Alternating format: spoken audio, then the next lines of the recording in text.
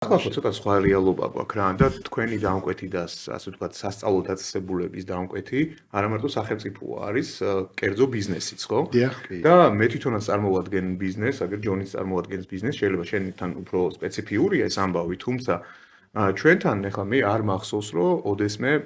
ანუ გვეკითხა დიპლომი აქვს თუ არა. იმდენად დამოკიდებულია აბსოლუტურად სხვა კრიტერიუმებზე ჩვენთან ასე თქვა დასაქმება ხო რომ ანუ ჩვენთან ძალიან ბევრი ძალიან დიდი პროცენტი მუშაობს ჩვენთან ჯერ კიდე სტუდენტი რომელსაც ჯერ ფიზიკურად ვერ ექნება ხო დიპლომი თუმცა ანუ აი ეს რეალობა შეიცვალა რა მაგაზე ვსაუბრობთ ახლა რომ სახელმწიფო და თუნდაც კერძო სექტორშიც კი რაღაც ესეთი უფრო დიდ კორპორაციებში მაღალ თანამდებობებზე ალბათ იქ დღემდე არის ეს მოთხოვნები ხო მე რატო იცი ახლა რა მგონია ჩემ პოზიციას ვიტყვი და მე თქვენ უფრო დააზუსტებთ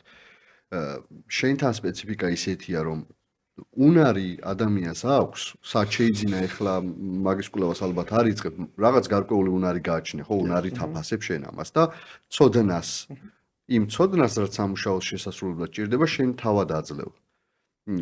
სპეციფიკები განსხვავდება რა თქმა უნდა ეხლა თუმცა მე მას მარკეტზე მაქვს საუბარი რა ანუ მასა დღეს ხო ანუ აი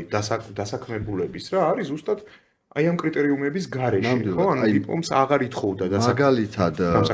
ინფორმაციული ტექნოლოგიები რო ავიღოთ IT-ს რასაც ვეძახით იქ არის საერთაშორისო ორგანიზაციები რომლებიც სერტიფიკატებს გასცემენ შეიძლება პროფესიულ განათლებას შევადაროთ სერტიფიკატს გასცემს ოღონდ ის ამ სერტიფიკატს გასცემს იმიტომ რომ შეამოწმა ამ ადამიანს რისი გაკეთება შეუძლია და რა იცის ხო და ის უფრო აღიარებული ახლა რომ მიხვიდე მაგალითად ინფორმაციული საფრთხების მენეჯერად რო გინოდეს დაწყება და უთხრა რომ იმ ორგანიზაციის სერტიფიკატი გაქვს შეიძლება არც კითხონ უმაღლეს განათლებაზე იმიტომ რომ ჯერ ვინ ამზადებს ახლა ინფორმაციული საფრთხების მენეჯერებს ხო ესეთი რეალობა გვაქვს დღეს ბაზარს და ბატონ კახა დღეს საქართველოში რამდენი ტიპის ანუ რამდენი ტიპის სასწავლებელი არსებობს ტიპობრივად ესე და რამდენი რა დიპლომით ან რა დოკუმენტით შეიძლება დაადასტუროს კანდიდატმა რომ გარკვეული ცოდნა გააჩნია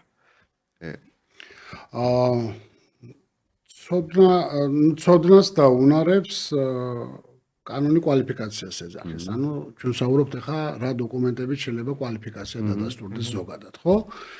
ეს არის ეროვნული საკვალიფიკაციო ჩარჩო რომელსაც აქვს 8 დონე ანუ 8 თაროა სადაც ჩვენი განათლების მიღებული განათლების შესაბამისად ვთქვათ რომელიღაც თაროზეა ჩვენი ვთქვათ ცოდნა უნარები და ღირებულებები მე-9 კლასის ატესტატი ზის მეორე თაროზე მე-4-ზე არის სრული ზოგადი განათლება მე-3 მე-4 და მე-5-ზე ეს არის პროფესიული განათლების დიპლომები მე-6-ზე ბაკალავრიატი